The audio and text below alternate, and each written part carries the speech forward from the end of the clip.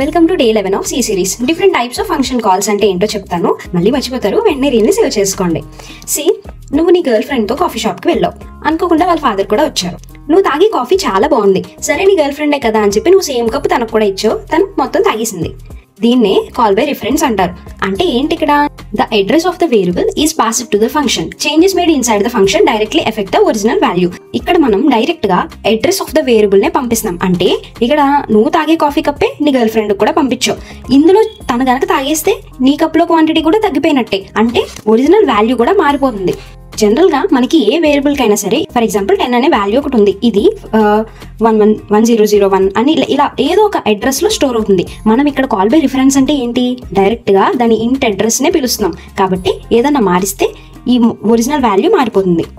ఇది ఒక చిన్న ఫంక్షన్, చేంజ్ రిఫరెన్స్ అనే నేమ్ తో. ఈ స్టార్ అంటే ఏంటి? అడ్రస్ ని పిలవడం అనమాట. పాయింటర్స్ ని ఇలా రాస్తాం. సో నాకు ఇక్కడ ఏంటి? x+10 జరగాలి. నేను ఇక్కడ పిలిచాను దాన్ని. ఫస్ట్ నార్మల్ వాల్యూ ప్రింట్ చేసేసాను, తర్వాత ఫంక్షన్ ని పిలిచాను, పిలిచిన తర్వాత ఫంక్షన్ వాల్యూని కూడా ప్రింట్ చేశాను. సి, ఈ రిఫరెన్స్ లో మనకి అవుట్పుట్ ఎలా వస్తుంది అంటే, ఇనీషియల్ గా num5 ఉంది కదా, అదే ప్రింట్ అయిపోతుంది. ఫస్ట్ 5 అవుతుంది, తర్వాత చేంజ్ రిఫరెన్స్ ఈ ఫంక్షన్ లోకి వెళ్తుంది. ఇక్కడ ఏం జరగాలి? +10 యాడ్ అవ్వాలి. సో యాడ్ అయింది, 15 వచ్చింది.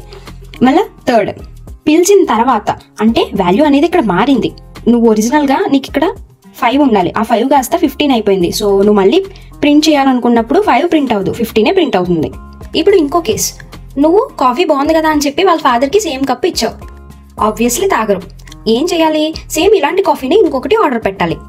అంటే దీన్నే కాల్ బై వాల్యూ అంటారు. A copy of actual value is passed to the function. Changes made inside the function do not effect the original value.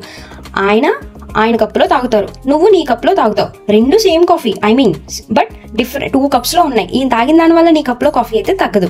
ఇక్కడ మనం ఏంటి? జస్ట్ కాల్ చేస్తాం, కానీ అడ్రస్ తో కాల్ చెయ్యం. సో దట్ మనం ఏమన్నా చేంజెస్ కనుక ఫంక్షన్ లో చేస్తే అది ఒరిజినల్ కోడ్ లో ఎఫెక్ట్ అవ్వదు. సేమ్ ఇందాకటి కోడ్ ఇది. ఇక్కడ ఏంటి? స్టార్ యూజ్ చేయం, అడ్రస్ యూజ్ చేయం. కాబట్టి 5 తీసుకున్నాం, ప్రింట్ 5. ఇక్కడ ఏమవుతుంది? ఫస్ట్ 5 ప్రింట్ అవుతుంది, చేంజ్ వాల్యూ ఈ ఫంక్షన్ లోకి వెళ్తుంది. 5+10 15 వస్తుంది.